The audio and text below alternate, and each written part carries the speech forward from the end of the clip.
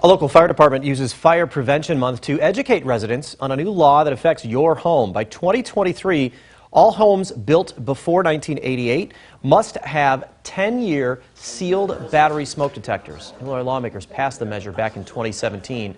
Homes with hardwired detectors are not affected. The new detectors cost about $20. Belvedere's fire chief says modern synthetic materials make smoke detectors critical. It's so important today to have a working smoke detector to give you that chance to get out, because we are only getting 3 minutes now because of what's burning in our homes, as opposed to our older generations who had a lot more time to escape. In 2018, more than 100 people died in Illinois home fires. Homes in nearly 70% of those cases did not have a working smoke detector. In Rockford, new stats show the number of fires in the Forest City has dropped. The numbers cover January through September of this year compared to the same time last year. Fire calls are down 5%.